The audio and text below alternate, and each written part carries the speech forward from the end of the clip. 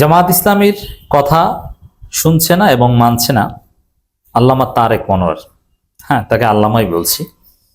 তারেক মনোয়ারকে নিয়ে জামাত এখন বিব্রত এবং তারেক মনোয়ারের বিরুদ্ধে প্রচুর সমালোচনা চলছে। জামাত শিবিরের লোকজন সমালোচনা করছে যে তিনি এই অযাচিত মন্তব্য না করলেই পারতেন, এবং কৌমি অঙ্গনে তারেক রহমানকে এমনভাবে ধোলাই দেওয়া হচ্ছে, ব্যক্তি তারেক মনোয়ারকে বললেও সমস্যা ছিল না, কিন্তু জামাতকে জড়িয়ে জামাত সহ তারেক মনোয়ারের বিরুদ্ধে কৌমিদের একটা অংশ খেপেছে এবং জামাতের লোকজনও মনে করে যে তারেক মনোয়ারের ভুলের কারণেই জামাতকে পেঁচিয়ে এভাবে গালি দেওয়ার সুযোগ পাচ্ছে কৌমিদের একটা অংশ।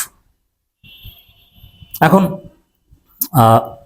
তারেক মনোয়ারের যে বিতর্কিত বক্তব্য এবং ভুলভাল কথাবার্তা, সহজ কথায় বললে যে চাপাবাজিগুলো, সেই 90 সালের ঘটনাগুলো, যেগুলো যে কেউ বোঝে যে এগুলো অসত্য কথা, এগুলো কেন বলেন বা আরো নানান বিষয়, এগুলো উচিত না, এটা আমরা আমাদের কাছে জনগণ সবার আগে বিচার দেন যে ভাই আপনারা কিছু বলেন। কারণ জামাতের যে স্বাভাবিক সাংগঠনিক প্রক্রিয়া, যে আমিরে জামাতের কাছে বলবেন বা কেউ যায়, এটা তো সম্ভব না, কিন্তু আমরা বললে আমিরে জামাত অটোমেটিক্যালি শুনেন, এবং এভাবে আমরা যা বলতে পারি সরাসরি এত কঠোর ভাষায় বলা যায় না।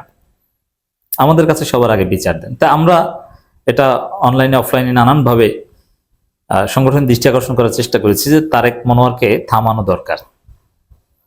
তিনি নিয়ন্ত্রণহীন কথাবার্তা বলছেন, এটা জামাতের জন্য ভালো কিছু বয়ে আনছে না, সংগঠনের জন্য ক্ষতিকর।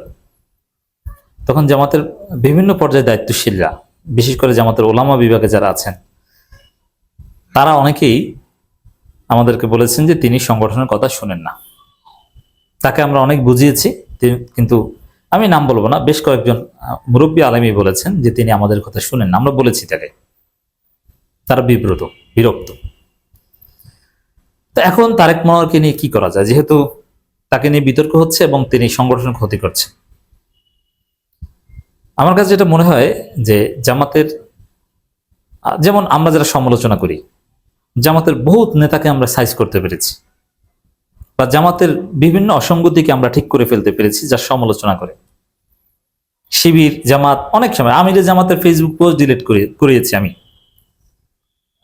এই ভিডিও সমালোচনার মাধ্যমে। ইট ওয়াজ মাই অ্যাচিভমেন্ট।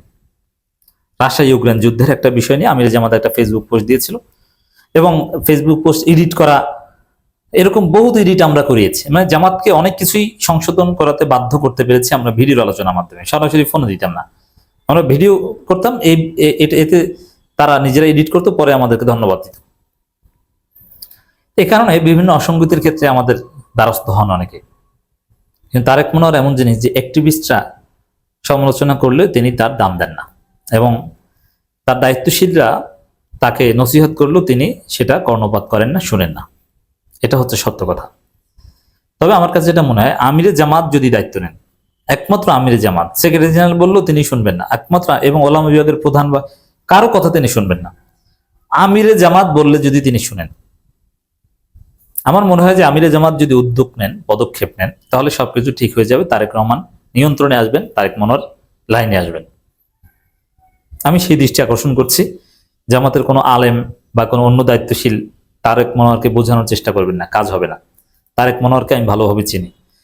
দেখেন, তারেক মনোয়ার অসাধারণ মেধাবী এবং যোগ্য একজন লোক।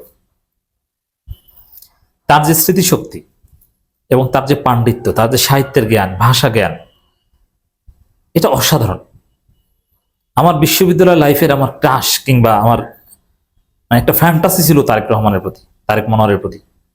ঢাকা বিশ্ববিদ্যালয়ে বসে কাটাবন মসজিদ কমপ্লেক্স থেকে তারেক মনোয়ারের সবগুলো ওয়াজের, তখন সিডি ছিল, সিডি, 2013 সালের কথা, 12 সালের কথা, তার সিডি কিনে তারপরে তার ওয়াজ শুনতাম এবং উত্তেজিত হতাম। তার গান শুনতাম, তার যে সঙ্গীতের প্রতিভা, এগুলো ইউনিক। মিজানুর রহমান আজহারির বস, মিজানুর রহমান আজহারির বস তারেক মনোয়ার। বাংলাদেশের অনেক বক্তা তারেক মনোয়ারের অনুসারী, তিনি বক্তা তৈরি করেছেন। এবং বক্তব্যের জগতে আল্লামা সাঈদীর পর এখন হয়তো বা তারেক মনোয়ার এই উল্টোপাল্টা কথা বলে অপ্রাসঙ্গিক, সবচেয়ে বেশি অবদান ছিল তারেক মনোয়ার। তিনি শুধু বক্তব্য দিয়ে জনগণকে মোটিভেট করতে পারতেন এটা না, তার বক্তব্যে একটা জোশ তৈরি হতো। ইসলামী আন্দোলন, একামত দ্বীনের দাওয়াতে তার সঙ্গীত এবং তার বক্তব্য অসাধারণ ভূমিকা রেখেছে এবং তিনি বিপ্লবী কথাবার্তা বলতে পারতেন। এবং অনেক হুজুর বক্তা দেখেছি, দুর্বলতা ছিল, হয়তো বা নাহু সরফ ঠিকভাবে বোঝে না, বাংলা বুঝলে ইংরেজি বুঝে না, ইংরেজি বুঝলে বাংলা বুঝে না, ফেকা বুঝলে তাফসির বুঝে না, তাফসির বুঝলে উসুলি ফেকা বুঝে না, নানান দুর্বলতা ছিল, ঠিকভাবে ইবারত পড়তে পারে না, প্রচুর সমস্যা বক্তাদের মধ্যে আছে। কিন্তু তারেক মনোয়ার ছিলেন অলরাউন্ডার, সব কিছু পারতেন। তার বাংলা ভাষায় অগাধ পাণ্ডিত্য আছে, বাংলা সাহিত্যের অগাধ জ্ঞান আছে এবং অসাধারণ জ্ঞান।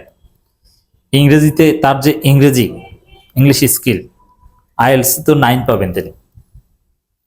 এরপরে তিনি আরবি তো একদম সর্বোচ্চ মানে আরবি পারেন এবং তিনি একজন কেতাবি আলেম, কেতাব বোঝেন। অনেক আলেম দেখেছি, বড় বড় আলেম, একদম মৌলিক উসুল ধরলে তিনি বলতে পারেন না। কিন্তু তারেক মনোয়ার হাজার হাজার হাদিস মুখস্থ পারেন, পুরো কোরআন তার মুখস্থ, ইনস্ট্যান্ট রেফারেন্স দিতে পারেন এবং উসুল বোঝেন, শরীয়তের ক্লিয়ার জ্ঞান তার আছে, ফিকহের যে কোনো মাসালা তিনি সমাধান দিতে পারেন। এটা খুব কম আলেম পারে, বিশেষ করে জামাতপন্থী আলেমদের ঘাটতি বেশি, কেতাবি আলেম জামাত খুব কম। অনেকেই বড় বড় আলেম হিসেবে যাদেরকে আপনার চিনে, এরা অনেকেই কিতাব বোঝে না, অ্যাভারেজ আলেম। কিন্তু তারেক মনোয়ার একদম পিওর আলেম। তারেক মনোয়ার এই যোগ্য ব্যক্তি, এই অতি যোগ্যতার কারণেই হয়তোবা, এবং একজন এমপির ছেলে, ব্যক্তি জীবনে অনেক ধনী, উন্নত জীবন যাপন করেন এবং দীর্ঘদিন ইউরোপে থেকেছেন, একটা উন্নত ক্লাসের সাথে চলেছেন, যার ফলে তাকে নিয়ন্ত্রণ করা যাচ্ছে না। তার তার ব্যক্তি জীবনটাই হচ্ছে এরকম যে তিনি কখনো কারো নিয়ন্ত্রণে থাকেন না। এজন্য তার রোপণ পথ একাধিকবার স্থগিত হয়েছে, আবার ফিরে পেয়েছেন। তিনি আনুগত্য করেন না, আনুগত্য এটা তার রক্তে নেই, যার ফলে তিনি ঢাকা বিশ্ববিদ্যালয়ে পড়েছেন, সাইমুমের পরিচালক ছিলেন, যেটা শিবিরের কেন্দ্রীয় নেতা টাইপের, অথচ তিনি শিবিরের সাথী হননি, কর্মী থাকা অবস্থায় এটা হয়েছে। এর মানে তিনি নিয়মতান্ত্রিক ভাবে শিবিরের সাথী হওয়া কি কঠিন কিছু? একজন এমপির ছেলে, জামাত নেতার ছেলে তারেক মনোয়ার, অথচ তিনি শিবিরের সাথী হতে পারেনি, কর্মী অবস্থায় সাইমুমের পরিচালক হয়েছেন, যেটা রেয়ার, এটা কখনো শিবিরে হয়নি। এর মানে আনুগত্য তার মধ্যে নাই। আনুগত্যের অভাবের কারণে তিনি বেপরোয়া হয়ে উঠেছেন, নিয়ন্ত্রণ হয়ে পড়েছেন। এবং তার যে ব্যক্তিত্ব, তার যে মেধা, তার যে যোগ্যতা, এটা জামাতের অন্য কেউ তাকে পরিচালিত করার সক্ষমতা রাখে না। যেমন কোনো আলেম, তার বয়স কিন্তু অনেক, কিন্তু দেখলে মনে হয় ইয়াং, দাড়ি সাদা হয়ে যাওয়া অনেক, শফিককেও, ডাক্তার শফিকুর রহমানকেও কিনে যাবো, কি শফিক আল্লাহ জানে, মানে তার কি অমুক তমুক পেটে খোসা দিয়ে বলেন কিরে, মানে তার ওয়েট, বয়স, সবকিছু এমন যে আনুগত্য তার মধ্যে নাই। তবে আমিরে জামাত তাকে নিয়ন্ত্রণ করতে পারবেন বলে মনে হচ্ছে। তারেক মনোয়ার যে কথাবার্তাগুলো বলছেন, তিনি জামাতের ক্ষতি করছেন। আমি এই বিষয়টা নিয়ে একটু আলোচনা করি। যেমন বায়তুল মোকাররমের খতিবকে নিয়ে যে কথা বলেছেন, এটা কিন্তু ভুল কথা না, কিন্তু এমন সময়, এমন প্রেক্ষাপটে, এমন ভাবে তারেক মনোয়ার বললেন, এখন বায়তুল মোকাররমের খতিবের যৌক্তিক সমালোচনা করার জায়গা থাকলো না। তখন মানুষ তারেক রহমানের সাথে ট্যাগ করে পচায়, আর তারেক মনোয়ারের সাথে ট্যাগ করলে এটা এখন অবমাননা করার একটা বিষয়। যেমন বায়তুল মোকাররমের খতিব, তিনি নিরপেক্ষতা হারিয়েছেন আগেই, তিনি অরাজনৈতিক ব্যক্তি, তিনি রাজনীতিতে আগেই জড়িয়েছেন, তিনি বিএনপির পক্ষে কার্যত ভোট চেয়েছেন, জামাতকে ভোট দিতে নিষেধ করেছেন, তিনি গণভোটে না দিতে বলেছেন। এগুলো তো রাজনীতি করা, তিনি তো অরাজনৈতিক থাকেন নাই বায়তুল মোকাররমের খতিব।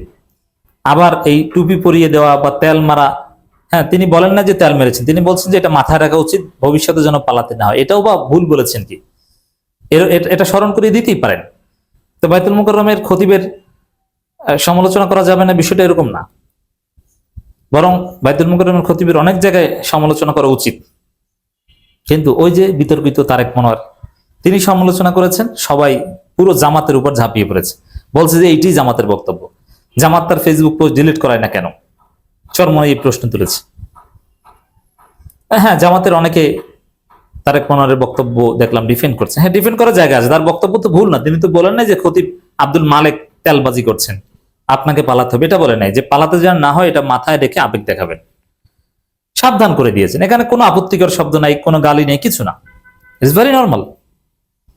কিন্তু তারপর ওই যে তারেক মনোয়ার বলেছেন, পুরো জামাতের গোষ্ঠী উদ্ধার করছে, তারেক মনোয়ারকে ডিফেন্ড করার সুযোগ নেই। তাহলেই সবাই সে 90 সালের এবং তার বিভিন্ন চাপাবাজি সামনে আনে যে এইগুলো কি ভাই, এই লোককে আপনারা ডিফেন্ড করেন কেন। তারেক মোনার কিছু কিছু বক্তব্য আছে যেটা সিমিলি, মেটাফোর, হাইপারবোল দিয়ে ব্যাখ্যা করা যায়, কিন্তু তার একটা বিরাট অংশ অসত্য এবং চাপাবাজি। এটা এটা একদম চিরসত্য কথা। তাকে ডিফেন্ড করার কোনো সুযোগ নেই। এবং তার জামাতের রোকন পদও আছে, ঢাকা মহানগর উত্তর ওলামা বিভাগে তিনি কাজ করেন, বিভিন্ন প্রোগ্রামে তাকে সামনের চেয়ারে দেখা যায়। তো এই জন্যে আমার মনে হয় যে আমিরে জামাত দেশে এসে, আমি এই পরামর্শ দিচ্ছি, আমিরে জামাত দেশে এসে তাকে ডাকবেন, তিনি তাকে নিয়ন্ত্রণ করবেন, এবং তারেক মোনার যে যোগ্যতা, তার যে কোয়ালিটি, এর মাধ্যমে জাতি আবার উপকৃত হবে। তিনি তার অতীতের ভুল থেকে ফিরে এসে জাতির বৃহত্তর স্বার্থে খেদমত চালিয়ে যাবেন।